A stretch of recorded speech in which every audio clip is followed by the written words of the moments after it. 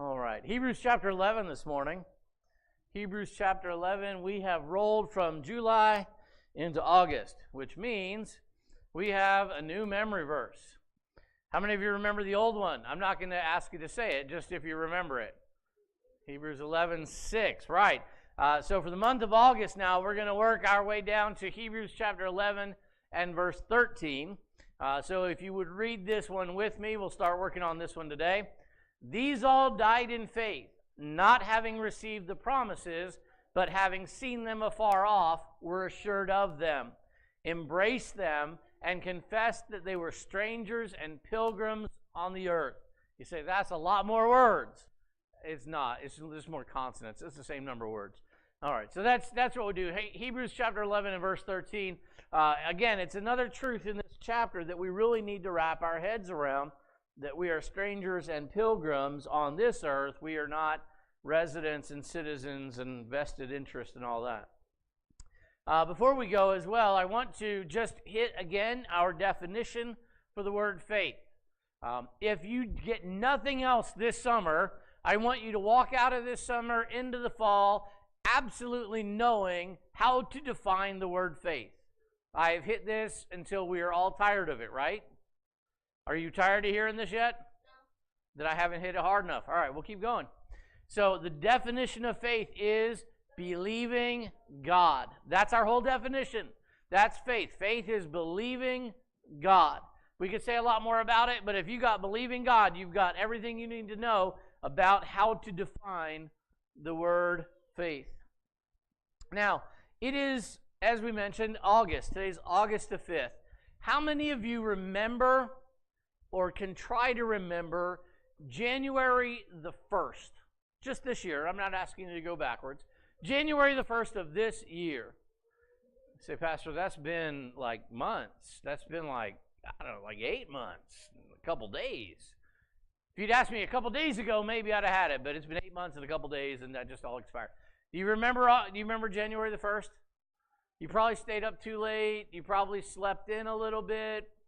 It felt great because it was a new year, and you had some ideas that you were going to try to accomplish this year. Do you remember that? Do you remember those resolutions, those goals, those plans, those thoughts, those ill-conceived notions, whatever they might have been? Do you remember those? Even vaguely? But only vaguely, right? Because it's August, and you're not going to think about that stuff again for another 4 months, right? When this year starts to turn into next year, we're going to like, oh, I had all these goals that I didn't actually make any progress on at all because I forgot them somewhere in February, and by August they were dim memories at best.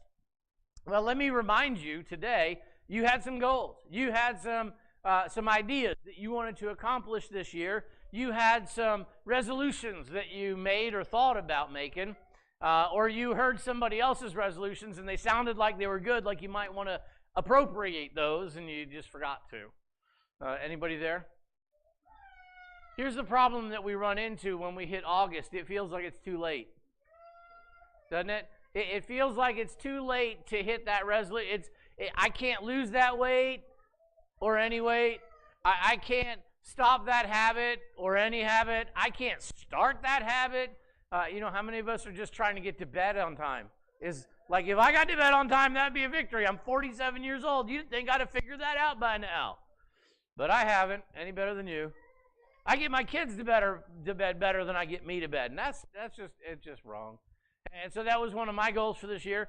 And we begin to feel like in August that it's too late to start. Like, I'll just wait until January because what headway could I possibly make in the next 4 months? I don't know. You have 4 whole months ahead of you, so you might get somewhere, right? But I wanted to lose like 1,000 pounds this year. Well, you're probably not going to do that, but maybe you can lose 10. I don't know. You're not going to maybe stop a habit all the way, but maybe you'll start to stop it, slow it down. You got a couple of habits. If you could just slow the habit down, you'd be doing good. I don't have time to start a brand new habit. Well, you can get started. It's never too late to start. The worst time to start anything that you want to do is tomorrow or next week. Whenever we push it off, we're just going to keep pushing it off. And what I found is in life, sometimes what is true of a year is even worse of a life. How many of you would ever think, if I were 20 years younger, I would start to do something? Like, oh, I wish I could do this, and if I were younger, I totally would. Anybody have that thought ever? I know some of the teenagers in the room are like, no. I keep thinking when I get older, I'll do something. It doesn't work that way. It really doesn't. You decide you want to learn another language. You're like, man, if I were 20 years younger, I would totally learn that language. Well, guess what? You can't go back in time. So the best time to start that, holy cow. So the best time to start learning that language, guess when that would be? Today. Like seriously, you can't go back in time. If you've ever dabbled in a language, we have an Hispanic church that meets here a couple times a week, and the kids have dabbled in Spanish, and I've dabbled in Spanish. Did you know that there's a site called SpanishPod101.com, and you can actually podcast Spanish lessons, and they email you every day a word of the day, and they have a whole coursework that you can download all in PDFs, and it's either free or very cheap, like, under $5 cheap. Did you know that was out there? Does that make it easier to learn a language? You don't even have to go back 20 years. As long as you have like a smartphone and you can know how to podcast something, and if not, see somebody who does. It's not that hard, really. And you could actually learn a language. It's not too late. It's never too late to start something. But we buy into this idea that I'm too old to do something. I'm too old to start that. Now, there are some things that, you probably shouldn't start. Like if I told you that I was going to take up skateboarding as a habit, you'd probably ask me if my insurance was paid up and if my shrink was handy. Because probably at my age, if I decided to take up skateboarding, I'm going to hurt myself. And I'll see if I can preach in a wheelchair. But by and large, the things that we really want to try in life, and honestly, if I wanted to try skateboarding, there's a few other things I need to take care of first, but I think I could get there. I have no interest in skateboarding, so I'm not going to try, but we'll try something a little more cerebral. But it's never too late to start. And that is highlighted no more clearly than in the person that we're going to run into today. You see, as we are on this tour of the Faith Hall of Fame, our tour takes us today to what is really one sordid individual by the name of Jacob. Now, it's weird. I will tell you that as I have been rereading these stories and talking about these stories and preaching through these stories, that I have been amazed at how much God could do with what he had to work with. Because you look at some of these people in the Bible, and they're not just stories. These are actual historical accounts. I know that. But they really happened. These were really people who were really messed up, and God still managed to do quite a bit with. And that's very true of this guy today. Name of Jacob. We run across his account, his entry, in Hebrews chapter 11 and verse 21. By faith, Jacob, when he was dying, blessed each of the sons of Joseph and worshipped, leaning on the top of his staff. And so it's another one of those short entries. There is, and just kind of buckle up, it's going to be a bumpy ride here and probably a long ride. Well, let's see if we can get done. How many of you are like dying to get to Steve's Grill and Pool? Some of you are. Well, we'll get there. It's kind of, there's a lot to this story. Now, when we talked last week about Isaac, and we talked about Isaac giving the blessing to Jacob. Do you remember this? Jacob, we last saw Jacob. He was wearing a robe that was much too big for him, that stunk like a freshly fertilized field, because that's what his brother smelled like. And he was wearing goat skins wrapped around his neck and wrapped around his arms and the back of his head. Do you remember all this? Ringing any bells at all? Because I could go back and re-preach that one too. I have the notes here. If we need to go back that far, we can. But I think we're good. And so Jacob, that's where we last run into him. How many of you, after hearing Isaac pleading with his father for a blessing, think that it ended there? No, we just kind of stopped there. But human nature being what it is, how many of you would be terribly surprised to find that Esau was a little ticked off? Here he had sold his birthright to his brother, and his brother had just tricked him out of his blessing. How many of you think Esau was totally cool with that? Not a hand in the room. So Genesis chapter 27, and we're going to cover about 21 chapters here in the book of Genesis this morning. So, Lord willing, we won't still be here next Sunday working on it. Genesis chapter 27, I'm going to pick up in verse 41. We're going to kind of skip around a little bit here. So Esau hated Jacob because of the blessing with which his father blessed him. And Esau said in his heart, "The days of mourning for my father are at hand. Then I will kill my brother Jacob." Now, I don't think he only said it in his heart because his mother heard it. Now, moms are good. Moms totally are good. I have no doubt that his mom knew what was going on inside his head and his heart. But when he said it and somebody heard it and she got wind of it, she decided that it was time to take action. Look at verse 42. "And the words of Esau, her older son, were told to Rebekah." So he thought it pretty loud in his heart. It came out of his mouth. "So she sent and called Jacob, her younger son, and said to him, 'Surely your brother Esau comforts himself concerning you by intending to kill you. Now therefore, my son, obey my voice. Arise, flee to my brother Laban in Haran, and stay with him a few days.'" Interesting, her time frame. "And stay with him a few days until your brother's fury turns away." How many of you think that Esau was only going to be mad for a couple days?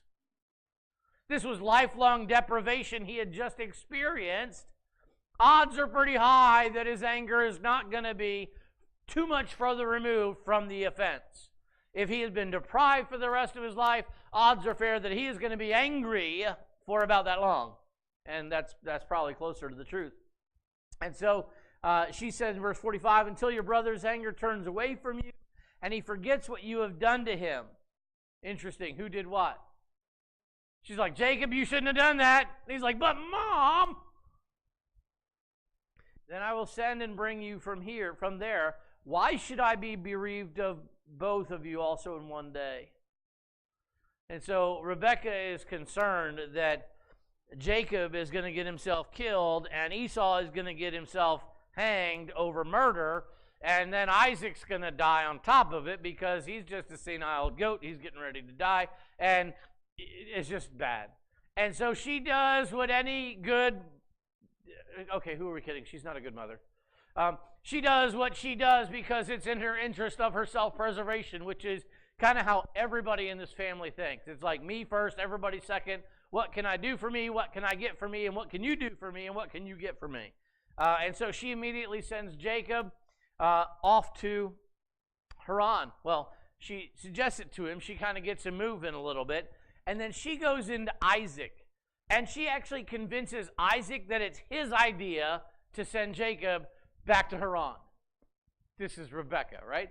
So she goes in, and so Isaac suddenly has this great idea that Jacob should go to Haran and he should go and get married. Now, it's worth pointing out at this point, we don't know exactly how old Jacob is, but he is in that somewhere in that 80 to 100 range. He's not real motivated to like get a girlfriend or to get a wife. He just kind of hang around the tent, being with Mom, and she was content with that for a long time.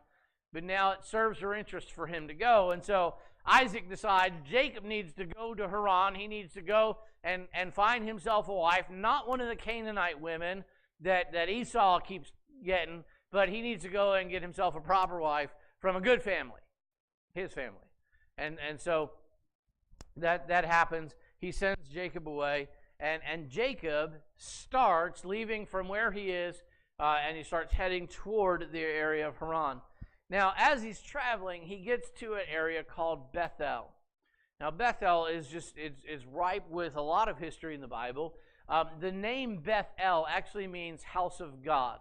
And so he gets to this place, and he sets up tent for the night, tent being, since he's traveling kind of light with the clothes he could quickly grab before his brother killed him, he grabs a stone, and he uses a stone for a pillow. And he kind of rolls up in his cloak and calls that good. And so he's laying there in the middle of the night with his cloak around him and this rock underneath his head. That had to have been wicked comfortable. And he begins to have this very strange dream. Now, in his dream, he sees a stairway to heaven. You say, that sounds like a song title. Yeah, because the best ones are always borrowed. And so he sees this stairway to heaven. And on this stairway, he sees angels ascending and descending from earth to heaven. Like it's the portal, the conduit from earth to heaven. Jesus will go in the book of John and actually tell us what that means. And I'll leave that one for you to look up. But he has this dream, and then he hears the voice of God. And God makes a promise to Jacob that he'll go with him and that he will eventually bring him back in peace. And that eventually he will extend and confer upon Jacob the covenant that he has made with Abraham and that he renewed with Isaac. He said, I will renew this covenant with you. And this is the dream that Jacob had. Now, this is kind of a funky dream because the other thing that we need to understand about Jacob at this point in his life is that Jacob is not a believer. Jacob, he knows about his dad's God, but Jacob is very entrenched in the politics of his family. His name means heel grabber or tripper or trickster, and that is what he has lived. It literally, how many of you remember Barney and the Winkster? He's the Winkster. Some of you are like, oh no, you didn't just, yeah, I did. I love Barney, what can I say? And that's what Jacob has been his whole life. And so he had this dream, and look it down in chapter 28 and verse 16. Jacob awoke from his sleep and said, surely the Lord is in this place, and I did not know it. He's like, I came into the house of God, and God was there, and I didn't even know it. This is how spiritually astute, if you will, Jacob is, which is to say, he isn't. He was completely insensitive to God's presence. But in the morning, having realized that he had been in the presence of God, he quickly assembled an altar, and he made a vow to God. It's an interesting vow, so let me read this to you. Chapter 28, look in verse 20. Then Jacob made a vow, saying, if God will be with me, not I assume that he is, if God will be with me, he's going to set some conditions on God. And if God will keep me in this way that I'm going, and God will give me bread to eat and clothing to put on, so that I come back to my father's house in peace, then, if God does all these things, then the Lord shall be my God. So what does that mean that God is to him right now? Nothing. He's not his God. He's looking for a sugar daddy, but he's not his God. He's like, if you'll dance to my tune, if you'll jump through my hoops, then I'll let you be my God.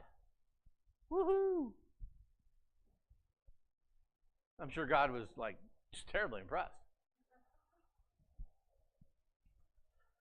But this is what he says. So that I come back to my father's house in peace, then the Lord shall be my God. And this stone which I have set as a pillar shall be God's house. Bethel, it already is. And of all that you give me, I will surely give you a tenth to you. So it's really quite a vow for an unbeliever. He's like, if you take care of me and you go with me and you protect me and you give me all the stuff that I need and you bring me back in peace, then I'll let you be my God and I will serve you and I will worship you. God, if you will watch me and serve me, then I will worship you and serve you. That's the crux of the deal he just made. If you watch me and serve me, then I'll worship you and serve you. I will own you as God, and I'll give you tithes and offerings and all that goes with being one of your people.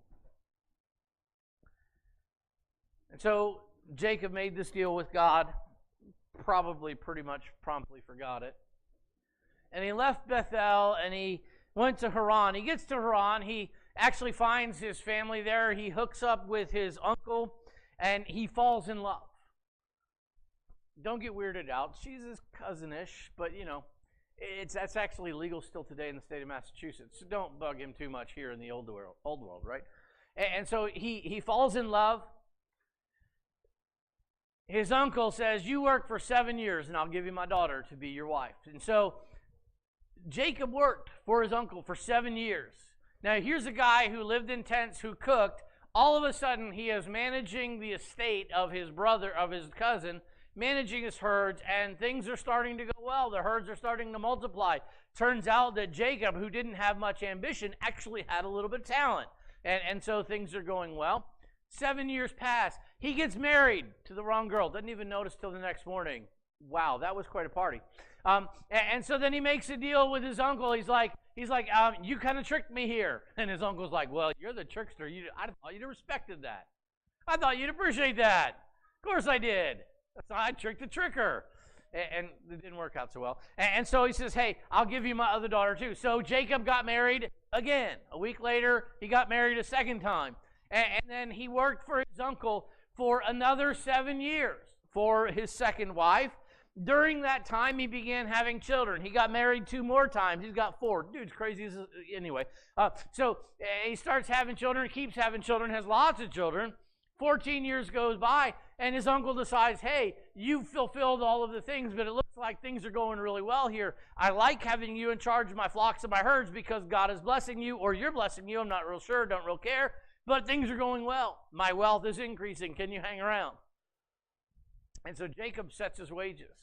And basically the wages that Jacob set were totally, it was a gamble, but Jacob was the house, not Laban. And so Jacob set the playing field up so that Jacob could appropriate, we'll say, steal, trick his uncle out of his wealth. And so he sets the plan in motion. And things are going really well for Jacob, and things are starting to not go so well for Laban. And after about 6 years of this, Jacob, whose herds are now a couple days away, is just, I mean, he's going great. He's got wealth coming out of everywhere. Everything he touches turns to gold. Things are going really well. And Laban and his kids and his brothers look around and like, well, there isn't much here, just a bunch of crickets chirping in the pens. Things are going poorly. And so Jacob, after about 20 years now in Haran, has completely worn out his welcome. Decides, you know what, maybe it's time I should go home. Amazing how that works, isn't it? Nobody likes me here. I think I'm going to die if I stay. I feel like God is calling me to go back. Conveniently enough, God actually was calling him to go back, but how much of that was situational we could talk about, right? And so he decided he is going to head home. Excuse me. He gets everything together. I'd love to tell you it was a peaceful journey, but if you read this, you just know it was bumpy. It was bad business. He really had worn out his welcome. He really was about to die, and if God had not intervened, he probably still would have, because when you have a bunch of kids tending a bunch of flocks and you've got servants, you just can't move very quickly. But if you don't have anything, you can move fast, turns out, and so Laban had no problem catching up. Gets through all that, heading down into Canaan, heading south toward where his family is from, and he sends a messenger to his brother saying, hey, I'm coming home. The messenger comes back a short while later and says, hey, I found your brother, and I delivered your message, and he and 400 of his best friends are coming to meet you. Oops, Esau built an army, and they're now coming for Jacob. Jacob does what Jacob does, and he divides all of his stuff, all of his herds, all of his flocks, all of his servants, all of his kids and wives into 2 groups. And his thinking is, if Esau attacks, maybe half of my stuff will get away. Like he's really ready to sacrifice half of his family, half of his stuff to try to keep the other half. He's still the trickster at heart, isn't he? And so here's the plan. And he gets everything off, and then he decides, wait a minute, you know what I should do? I should send my brother a gift. And so he sends his brother herds and flocks and servants and gifts, and he sets them in waves. He gets a couple servants together, gets some flocks together, like, you go, and when you run into my brother, tell him that I know it belong to you, and all these things belong to you. It's a gift from Jacob. And then he goes off, and then a couple hours later, he sends another group. And then a couple hours later, he sends another group, and then he sends another group. And it's just wave after wave after wave of people and animals going to Esau as a gift to try to placate his wrath.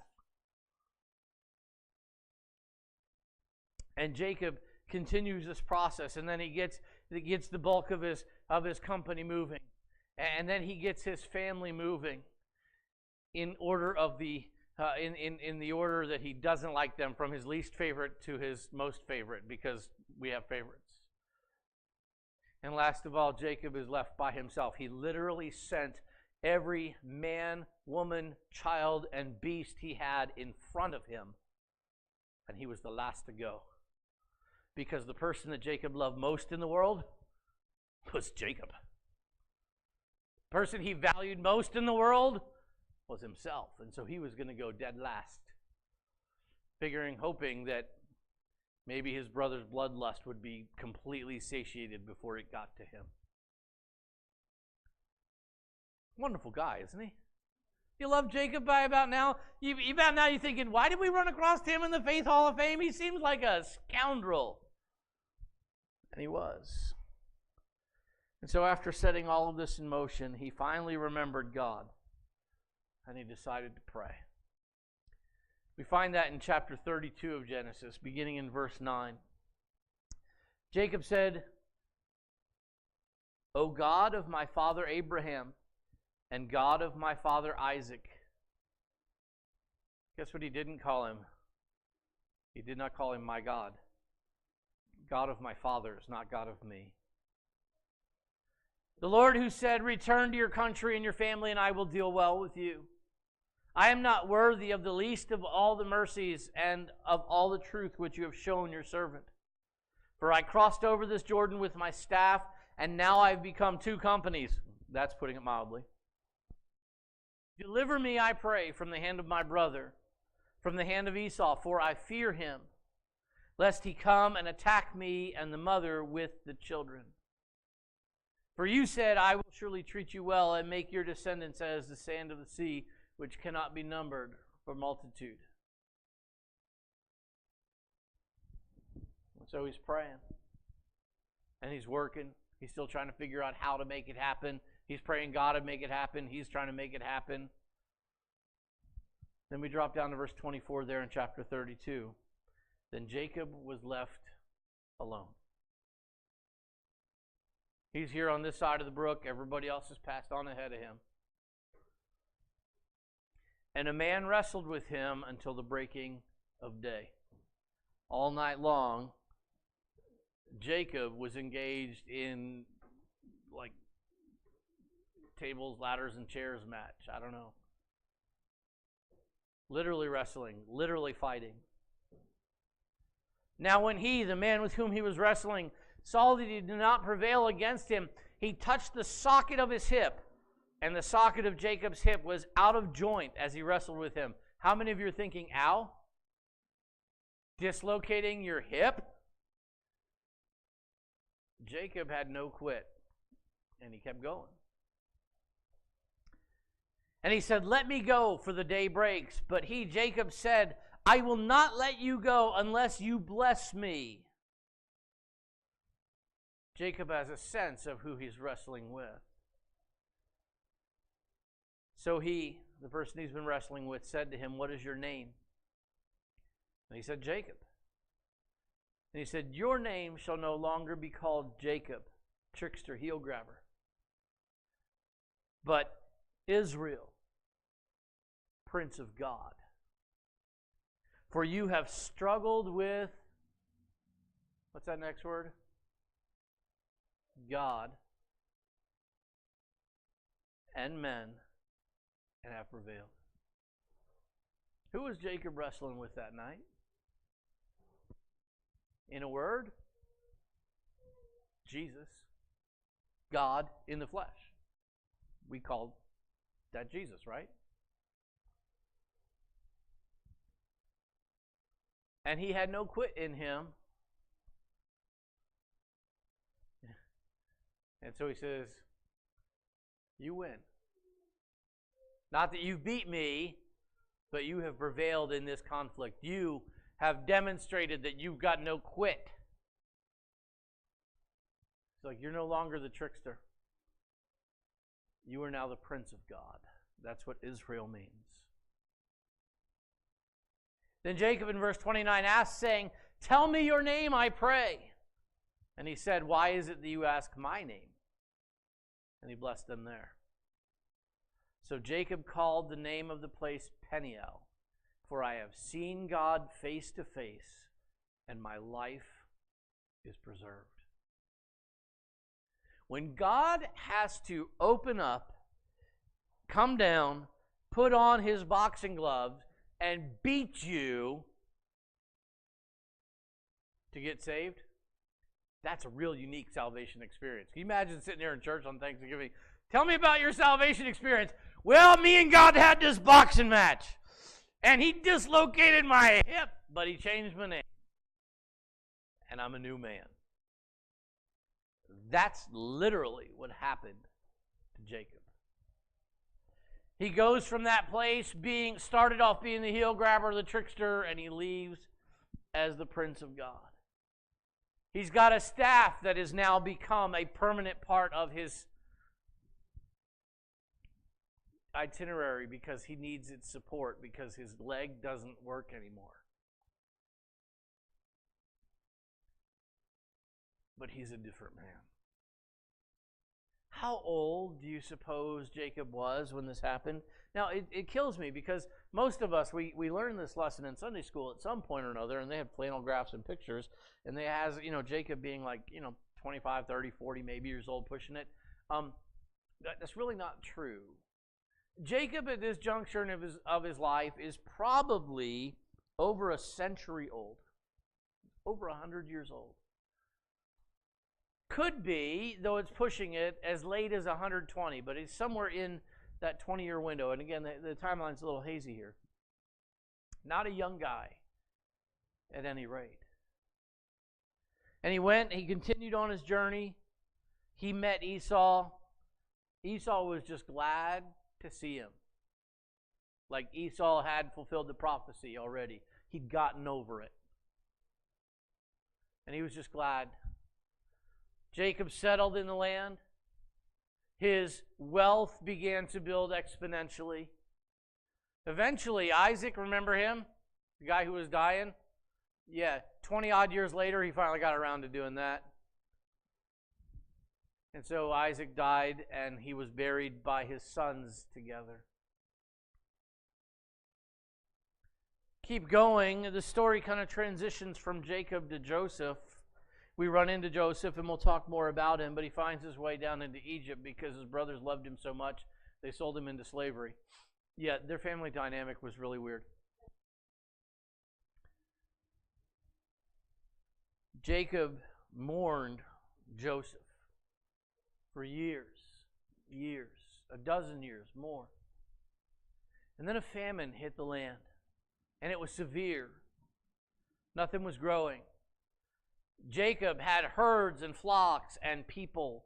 He needed food and he needed water, and he had neither. But then he heard there was food in Egypt, and so he sent his sons down to buy food. And then he sent his sons down to buy food a second time.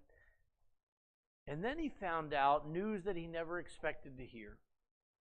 Not only was Joseph not dead, but Joseph was currently running Egypt for Pharaoh.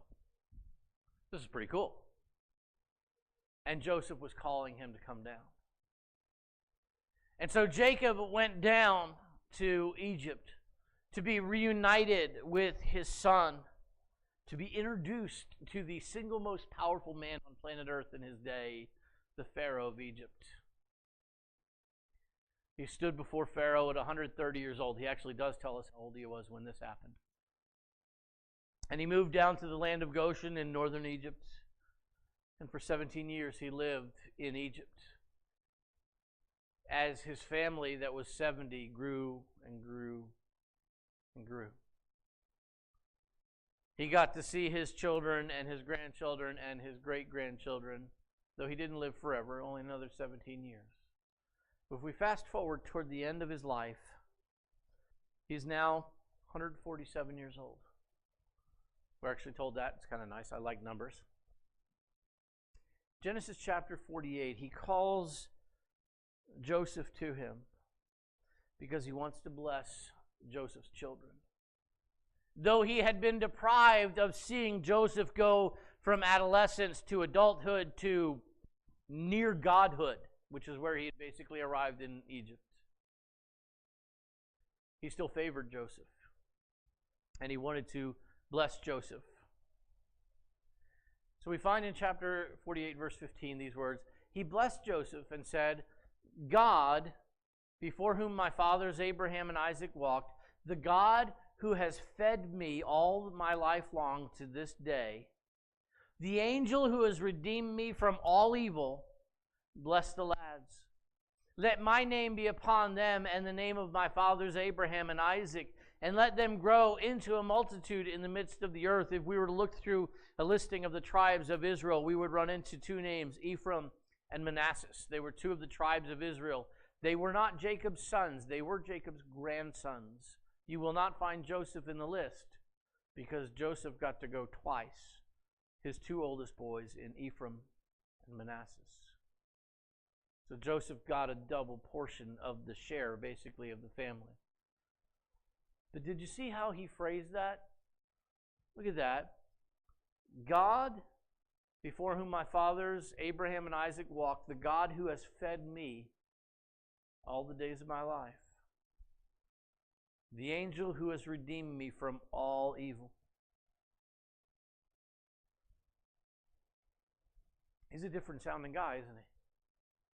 That doesn't sound like the trickster who would divide his household into two companies, hoping that half of them might survive. It doesn't sound like the guy who would put his wife and kids out in front of him so that he would live. It doesn't sound like the guy who would wear a stinky, smelly cloak to steal his brother's blessing. Does it? It sounds like a guy who's in love with God, who recognizes that everything that he has was a gift from God, who recognizes that it is God and God alone who has delivered him from evil, and most of the evil was evil that he created, that God delivered him from. And he blessed his grandsons there that day. And then he curled up pretty much right after that, and he died. But that brings us back to our text, if you would, Hebrews chapter 11. By faith, Jacob, when he was dying, right here at the end, blessed each of the sons of Joseph and worshipped, leaning on the top of his staff. He still had that staff to hold him up. It was a constant reminder of his conversion. But he blessed those two boys and he worshipped. He recognized God as the giver of everything he had. He recognized God as the doer of everything that was done. He recognized God as the redeemer of the mess he had made of his life. He worshipped God. Now, at first glance, when we read it the first time, a person in the Bible worshiping God and blessing his grandsons does not strike us as odd, does it? Seems like the kind of place you'd find that in the Bible. But when we start to unpack Jacob's life, we find that this reverent, worshipful iteration of Jacob was relatively recent. That though he was 147 years old and though he was a dying, he loved God. But that love was still pretty new. A couple decades at best.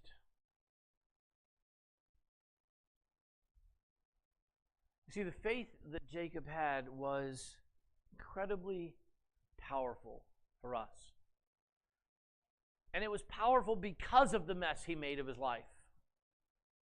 Not in spite of, but because of. Because the faith that Jacob had was the faith to worship. You say, big deal, lots of people worship God. Yeah, lots of people worship God, but lots of people don't spend their entire lives fighting against God and then worshiping God. He believed when God met with him that God could forgive him and that God would forgive him.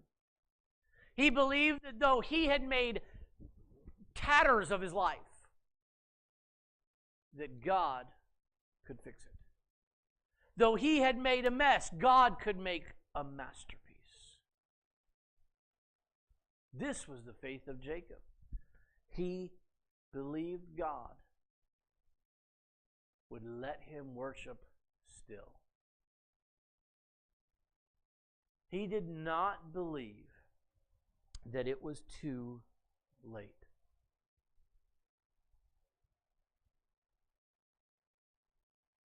That doesn't sound like a lot. But you know people, and I know people, who think it's too late for them. That God could never forgive me for what I've done. No, God totally can. I've met people, if God knew what I did, He does. And He extends the offer of salvation and forgiveness and restoration and rebuilding and the opportunity for you to worship anyway. Because it's not too late. I run into Christians occasionally like, Pastor, you don't know what I've done. As a Christian, you don't know what I've done. My answer is real simple. I don't need to know. God does. And you know what He says? I already died for that. We can move on. You think about it for just a second here. How many of you are 2,000 years old? Anybody? You look really good if you do. If you are. A couple of you are thinking about it. Some of you feel it, I know, in this heat. But none of us are 2,000 years old, which means when Jesus died on the cross in my place for my sins, I was not yet born. How many sins had I committed when Jesus died for me? None. How many did He die for? Just the ones before I got saved? Does that even make sense? Or did He die for all of them? You see, we're so stuck in time, we can't even see from God's perspective. Because God looked at us and He goes, you're a disaster. And you're like, I'm not even born yet. He goes, you're a disaster. I'm going to fix this. Which part did He fix? Oh, let me just carve out this part here and we'll delete that. No, He fixed the whole thing. Because He saw the whole thing. He said, I'm going to fix it. You see, it's not too late. Whatever you did cannot be unforgivable. Because God loves us, wants to be in relationship with us, and wants to have us worship Him as Jacob did. And so He extends to us that opportunity time and time and time and time and time and time and time and time again. When is it too late? There's only one point in your life where it's too late. And that's that point where your life comes to an end. At the point where you die, whatever you were going to decide is decided. Whatever you were going to do is done. Whatever relationship you would do or do not have with God is. Whatever restoration you were going to experience or not is over. Corpses don't move much and they don't do much. And I'm sure every undertaker on the planet's probably happy about that. That's when your opportunity ends. So if you still have a pulse today, I can tell you, promise from God, it's not too late. Everything that you think keeps you away from God does not.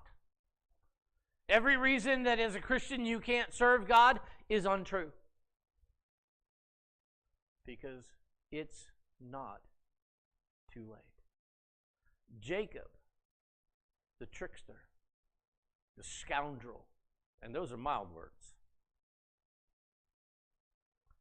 lived close to 120 years apart from God, only 27 years with Him, and still had the faith to worship God, and God still let him worship Him.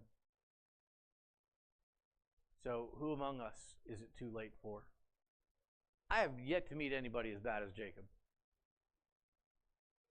And I'm thankful.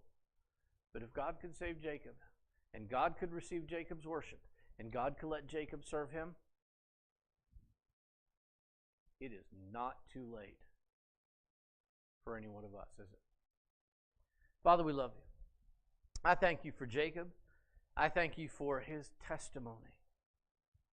I thank you, Father, that he was the heel grabber that he was. There are so many things that we could think of him in his life. But he wasn't a nice person. He wasn't lovable. Completely self-absorbed. Completely irredeemable from human perspective. And yet not irredeemable from yours. Father, would you help us this morning to have the faith to worship? To recognize that it's not too late. No matter how long we have lived apart from you, it is not too long for us to enter into relationship with you. Father, I'd ask this morning that you would not make us put on the boxing gloves. It's just not the kind of a conversion experience that we want to have, but sometimes you do. It's not too late to enter into relationship with you. Would you help us to see that today? And then, Father, for those of us who are in relationship with you, who know Jesus as our Savior, would you help us to recognize that it's not too late to start living right?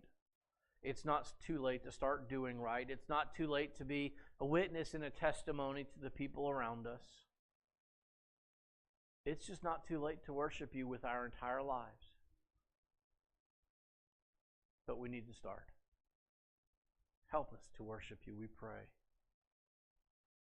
Help us to serve you, we pray, this week.